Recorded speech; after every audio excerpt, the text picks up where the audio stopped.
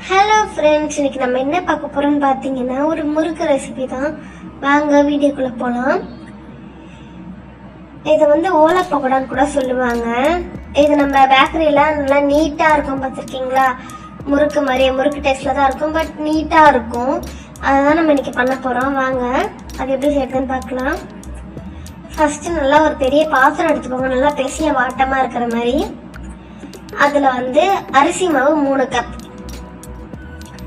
அது கூட கடலை மாவு 2 கப், இது கூட எள்ளு, வெள்ளை எள்ளு இருக்குல்ல, அதை சேர்த்துக்கலாம்.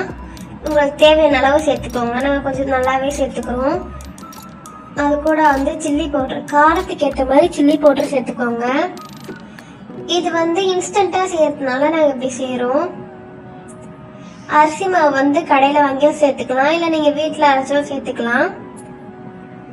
இப்போ பெருங்காயம் சேர்த்துக்கோங்க. இது கூட அது கூடவே உப்பு, தேவையானதா உப்பு சேர்த்துக்கோங்க. இது கூட எண்ணெய், நல்லா சூடா காய வச்ச எண்ணெய் இருக்கும்ல, அது சேர்த்துக்கணுங்க. அது கை பொறுக்கிற சூடா வந்தோடனே நாங்க பிசைஞ்சுக்கிறோம். நீங்க கரண்டி வச்சு கூட நல்லா பிசைஞ்சுக்கலாம்.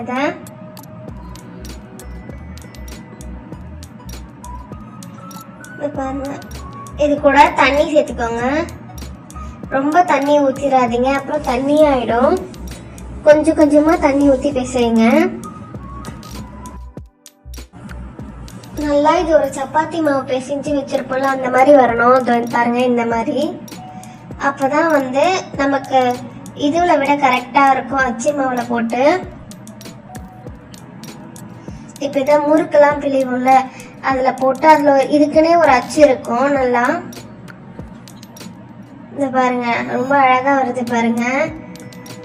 இது அப்படியே நல்லா சூடா இருக்க எண்ணெயில போடலாம்.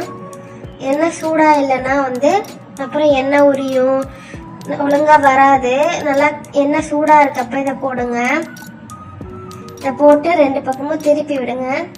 திருப்பி விட்டு எடுத்துடலாம். இதை ஓரளவுக்கு நல்லா ப்ரௌன் கலர்ல சேஞ்ச் ஆனோன்னு எடுத்துடலாம்.